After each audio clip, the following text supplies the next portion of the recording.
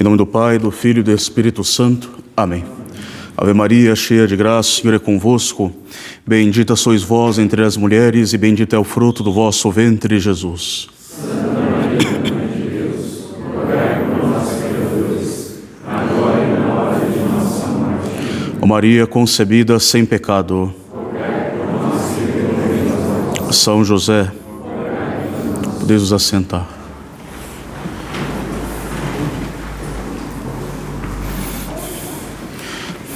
Passados 8 dias, o Filho de Deus foi circuncidado e foi chamado Jesus, ou seja, Salvador.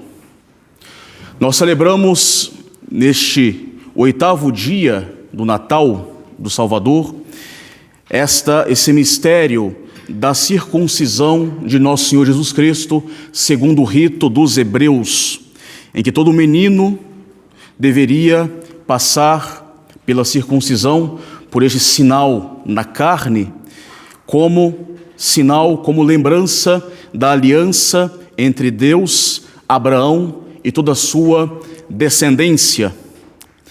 A circuncisão entre os hebreus era um sinal entre eles, de Deus, de pertencer à nação escolhida, o povo eleito, de onde deveria sair o Messias.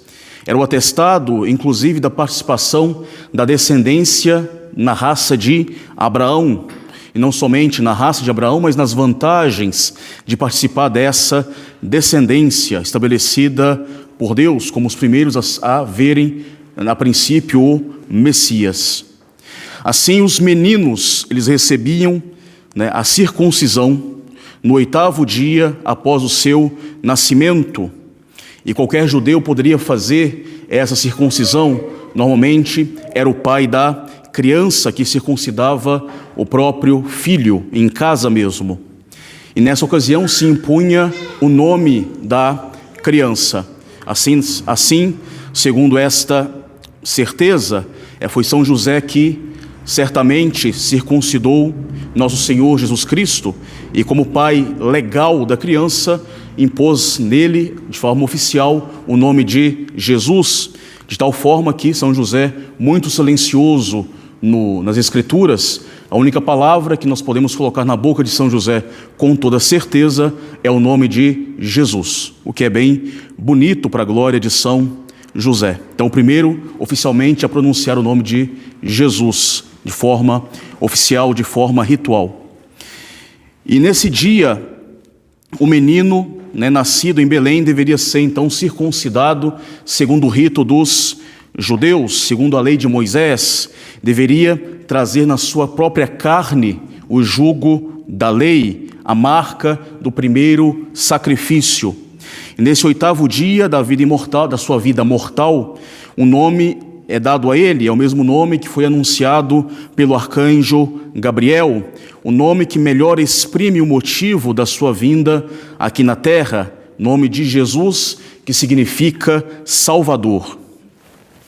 É interessante esse desígnio da divina providência em que se associa o nome de Jesus, Salvador, no mesmo instante em que ele é circuncidado, em que ele derrama as primeiras gotas do seu sangue. É pela circuncisão que o homem-Deus é chamado Jesus, Salvador. É um sinal vivo, então, que nos aponta o mistério da nossa salvação. Será pelo derramamento do sangue deste homem, um dia, que virá a salvação a todos os homens, a todos os filhos de Adão, através do sangue deste novo Adão. Disseram já as profecias que sem derramamento de sangue não é possível a salvação, mas não qualquer sangue, mas esse sangue puro, esse sangue do Cordeiro de Deus, que tira os pecados do mundo, que se tornará o selo da nova aliança entre o pecador e Deus, substituindo a antiga aliança e o selo da antiga aliança, que é a própria circuncisão. O sangue de Cristo será derramado sobre todos nós pelo nosso batismo, primeiramente pelos demais sacramentos que nos redime, é que faz a ponte entre nós e Deus, entre o céu e a terra. E esse sangue está prefigurado já neste rito da circuncisão, além daquele sangue que era derramado com efusão no templo de Jerusalém, sangue de animais que eram uma mera figura do sangue redentor, sobretudo do Cordeiro Pascal. E tudo que nosso Senhor cumpriu sobre a terra, todo o jugo da antiga lei que nosso Senhor cumpriu piedosamente à risca, que Ele carregou, foi para, de alguma forma, operar a nossa salvação, ou esteve ordenado, de alguma forma, ao mistério da cruz, da nossa salvação. Nosso Senhor, assim, derramando o seu sangue, Ele nos salva. Ele vem como um verdadeiro pacificador para acalmar o braço vingativo e justo de Deus, um pacificador de preço infinito para pagar uma dívida infinita. O pacificador é Cristo, o preço foi o seu sangue derramado na cruz e que neste dia se derrama um pouco na sua circuncisão. E já bastavam essas gotinhas da circuncisão derramadas por Cristo para lavar todos os pecados do mundo, uma vez que era um ato de um homem-deus, um sacrifício do homem-deus que já tinha um valor infinito.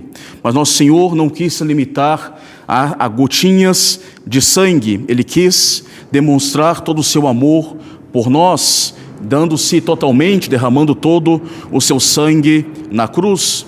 Isso para nos ensinar, de um lado, o seu amor, o amor que Deus tem por nós, que Deus é zeloso e não nos abandona. De outro lado, para mostrar, nos ensinar a feiura do pecado e como nós deveríamos evitar o pecado e também o preço que deveríamos pagar pelo pecado. E assim, para nos ensinar e assim para nos amar ainda mais, nosso Senhor se entregou totalmente. Mas para nos salvar, assim Cristo circuncidou-se. Eis o primeiríssimo sacrifício, as primeiras gotas do sangue redentor. Mas já que Deus também não nos quer salvar sem a nossa cooperação, daí também vem a necessidade para todos também desta mesma circuncisão. Não mais uma circuncisão no plano material, como era aquela dos hebreus, abolida pela nova lei, mas sim uma circuncisão espiritual, uma circuncisão do coração. O mistério de Cristo que nós celebramos na liturgia, de alguma forma ele deve vir produzir na nossa vida. Pelo Natal nós nascemos e devemos renascer com nosso Senhor Jesus Cristo. Na Páscoa devemos ressuscitar em nosso Senhor Jesus Cristo. Assim, também, na circuncisão, devemos nos circuncidar em nosso Senhor Jesus Cristo. Não uma circuncisão material, mas uma circuncisão de coração. Santo Estevão, quando estava sendo perseguido pelos judeus e depois apedrejado, ele disse, censurando os judeus: gente de cabeça dura e de coração incircunciso. Gente de cabeça dura e de coração incircunciso, lembrando da importância principal, que a principal circuncisão se dá no interior, no coração. Essa circuncisão do coração, essa circuncisão espiritual, ela se dá em nós pelo desapego das coisas da terra, por uma sincera busca por Deus, ordenando a nossa vida para Deus. Circuncisão que se dá através do abandono dos nossos vícios, dos caminhos que não nos levam para a nossa finalidade. Circuncisão que se dá pela fuga dos pecados, circuncisão que se dá pelo combate às imperfeições. Todos nós devemos circuncidar algo em nossa vida. Devemos circuncidar o nosso coração por uma verdadeira contrição, uma verdadeira mudança de vida. Daí nós temos, por exemplo, no Antigo Testamento, aquele costume dos judeus de rasgar as vestes em sinal de luto ou de dor, e que diante do qual diz o profeta Joel: rasgai os vossos corações e não as vossas vestimentas, e convertei-vos ao Senhor, porque Ele é benigno e misericordioso. Devemos circuncidar não meramente a nossa aparência, mas o nosso coração. Esse coração contrito e humilhado, louvado pelo rei Davi, é o sacrifício interior, é a circuncisão espiritual que Deus espera de nós. E sem essa circuncisão pessoal, espiritual do nosso coração, a nossa salvação não é possível.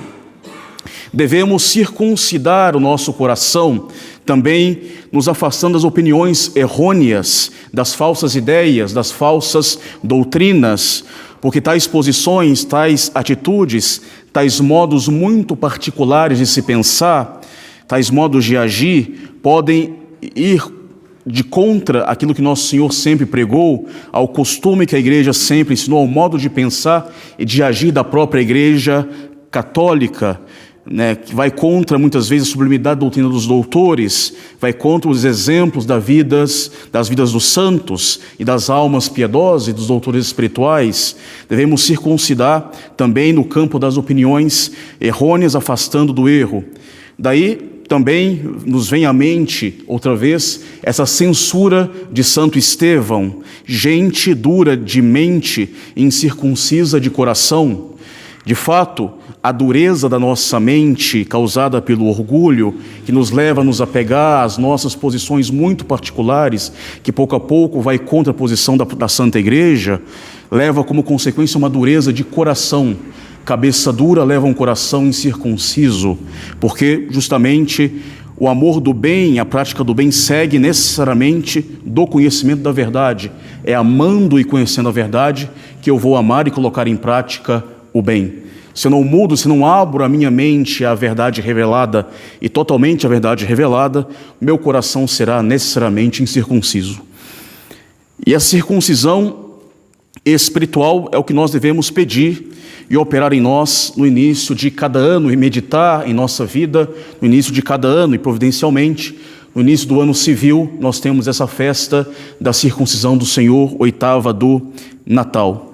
Todos esses desejos de início do ano, de projetos, de prática do bem, de vida melhor, esses desejos que nós podemos fazer serão muito vazios, infundados, frívolos, superficiais, se nós não tivermos esta necessária circuncisão do nosso coração, da nossa mente, das nossas atitudes, circuncisão interior que levará de fato a uma mudança de vida, do interior para o exterior, para as nossas ações.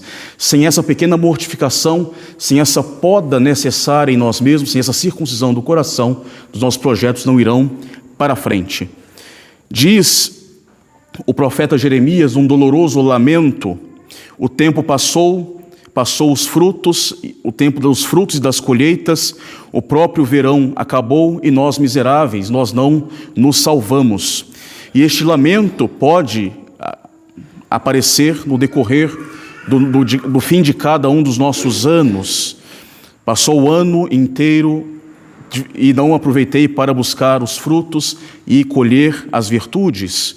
Acabou o tempo de colher e o que aconteceu? Nós não nos salvamos, nós não garantimos a nossa salvação. Quando olhamos para trás, olhamos este ano velho, quantas falhas, quantas negligências em colher um bom fruto, em avançar na virtude, é melhorar num certo ponto, e nós, miseráveis, nós não garantimos isso para nós.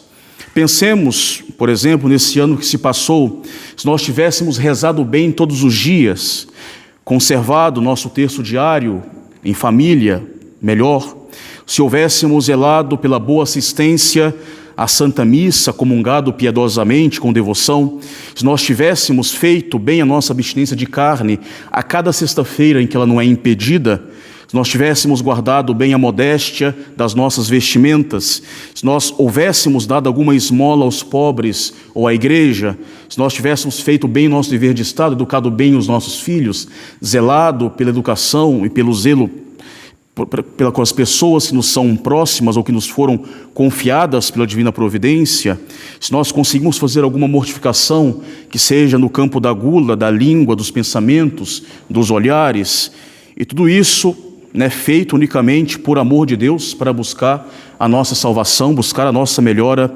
espiritual, nós teríamos em nossas mãos, no fim de cada ano, um manípulo cheio de belos frutos de graças, como refere os Salmos.